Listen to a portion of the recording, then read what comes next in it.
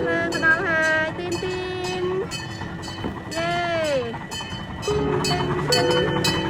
Welcome team មកហើយចុះហើយ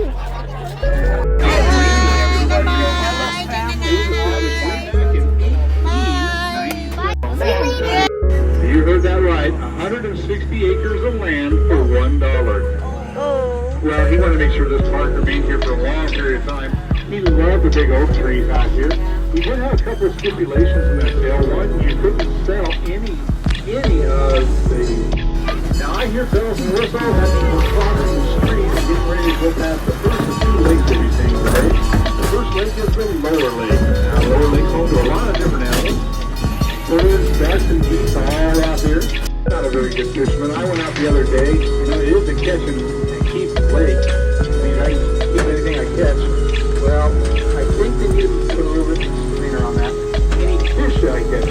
When I went out fishing, I caught a tree and they wouldn't let me keep it.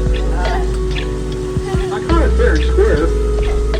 Anyway, that's just my problem. And now, this is the Lower Lake. The Lower Lake is named after that is Further Dam. Yeah, this is the original and it's far more impressive. Now, if you look all the way across the upper lake, you'll see the oldest building in the park. That's our boathouse.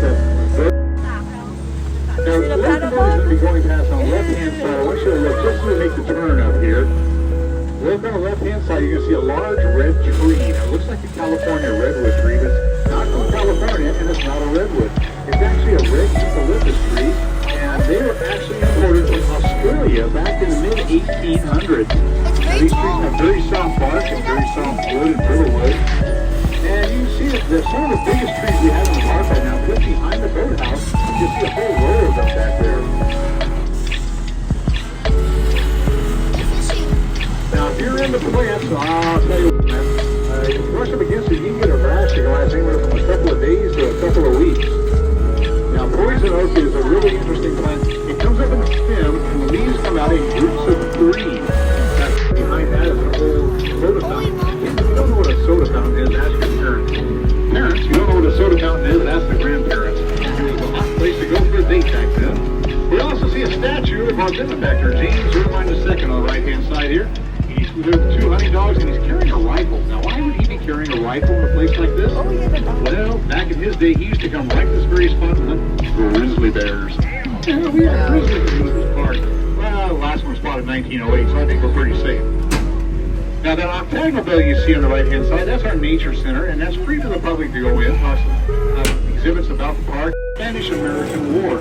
Now, that war occurred in the late 1800s when the U.S. memorial guarded by a Civil War-era cannon. Now, that cannon is made out of solid brass. It was forged back in 1853. And has a really unique history to it. It was brought all the way across the...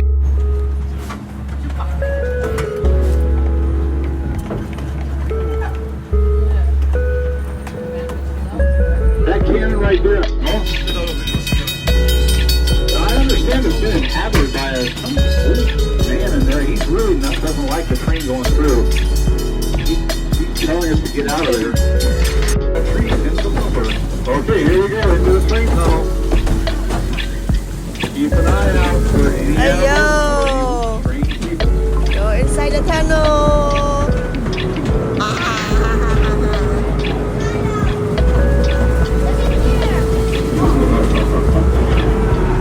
Cabs. Yeah, they don't get out. Oh, there we go. Oh boy, I tell you what, engineer just did it again. Got us out of the tunnel. We went in with 6 cabs. We have 1, 2, 3, 4, 5.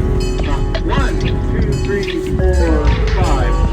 I'm sure we'll find that cab someday. You ride the station. Now, if we roll into the train General station, please keep an eye out.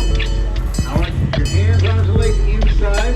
We'll be exiting the train on the right-hand side. Once we come to a complete stop, we'll walk towards the locomotive. Ladies and gentlemen, I hope you enjoyed yourselves here on the Irvine Park Railroad. We look forward to seeing you again in the very near future. And once again, a very happy 4th of July. Stay seated.